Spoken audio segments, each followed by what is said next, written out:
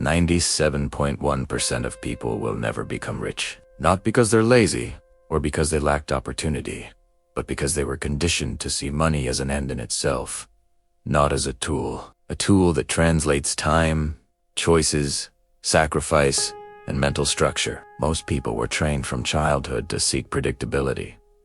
Study, work, consume, obey. That's called passive economic socialization, a behavioral loop reinforced in childhood, institutionalized by school, and validated by culture. The educational system doesn't teach asset building, cash flow, or compound interest.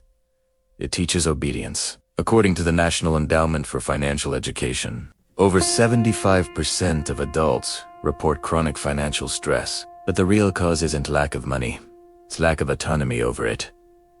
The human mind struggles with the long term. The immediate gratification trap, well documented in behavioral science, leads us to favor quick rewards over real growth. That's why people would rather finance a new phone for 24 months than invest in a course that takes 6 to pay off.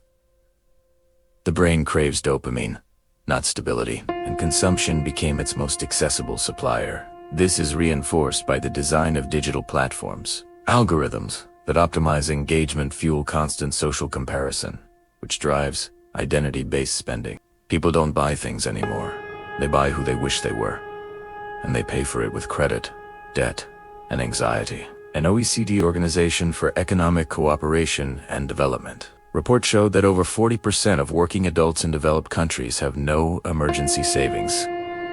That's not coincidence. That's behavioral architecture. Working for a fixed salary, inflating lifestyle costs, avoiding investments out of fear.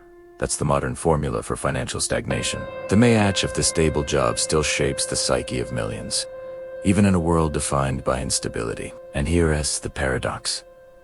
The financial security most people crave lies on the other side of what they fear the most: risk. The brain associates risk with pain.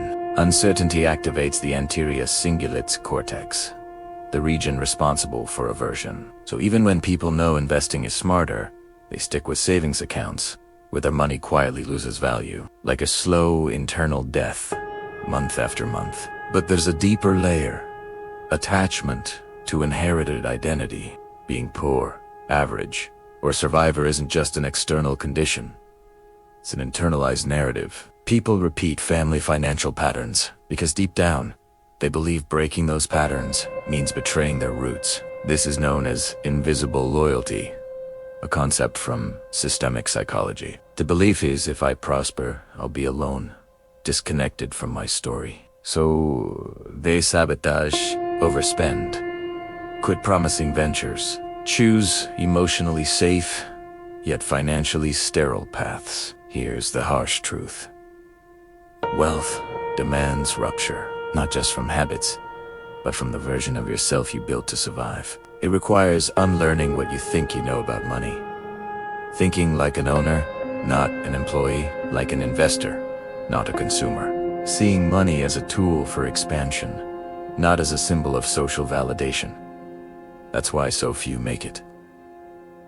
Not because it's impossible, but because the transformation is internal, solitary, and painful. You have to confront everything you were taught and ask, who am I without the story I inherited about success? 97.1% is not just a statistic. It's the reflection of a system that feeds on the financial ignorance of the majority. And the exit isn't collective, it's personal. It starts when you stop repeating, start questioning, and decide to build, even without guarantees, even with fear, even with scars. Wealth is not a destiny. It's a rupture, and very few are willing to die to be born free. If this message hit a nerve, like it. If it made you question something, comment. And if you're done playing the game by their rules, subscribe.